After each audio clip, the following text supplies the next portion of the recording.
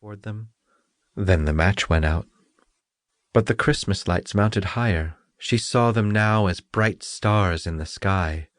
One of them fell down, forming a long line of fire. Now someone is dying, thought the little girl, for her old grandmother, the only person who had loved her and who was now dead, had told her that when a star fell down, a soul went up to God. She rubbed another match against the wall. It became bright again, and in the glow the old grandmother stood clear and shining, kind and lovely. "Grandmother," cried the child, "oh, take me with you.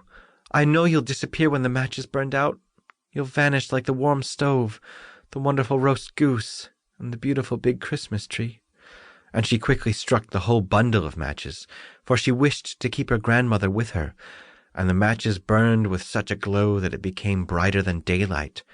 Grandmother had never been so grand and beautiful.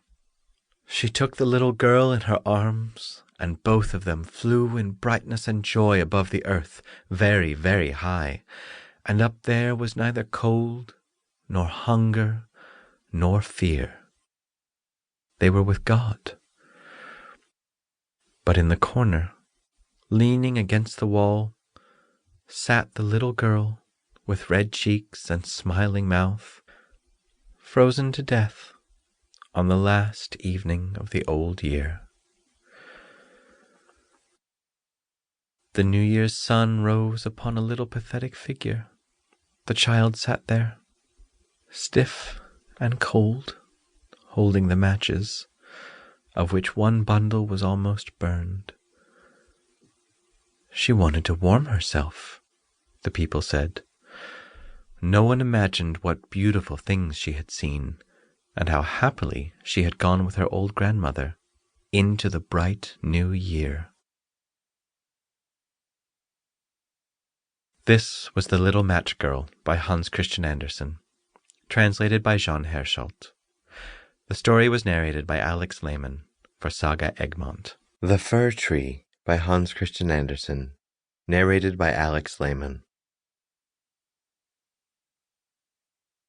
Out in the woods stood such a pretty little fir tree. It grew in a good place, where it had plenty of sun and plenty of fresh air. Around it stood many tall comrades, both fir trees and pines. The little fir tree was in a headlong hurry to grow up. It didn't care a thing for the warm sunshine or the fresh air, and it took no interest in the peasant children who ran about chattering when they came to pick strawberries or raspberries. Often, when the children had picked their pails full or had gathered long strings of berries threaded on straws, they would sit down to rest near the little fir. "Oh, isn't it a nice little tree?" they would say. "It's the baby of the woods." The little tree didn't like their remarks at all.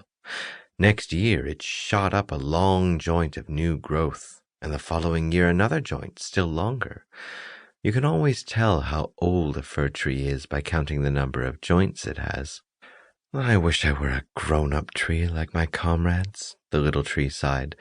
"Then I could stretch out my branches and see from my top what the world is like. The birds would make me their nesting place, and when the wind blew I could bow back and forth with all the great trees." It took no pleasure in the sunshine nor in the birds. The glowing clouds that sailed overhead at sunrise and sunset meant nothing to it.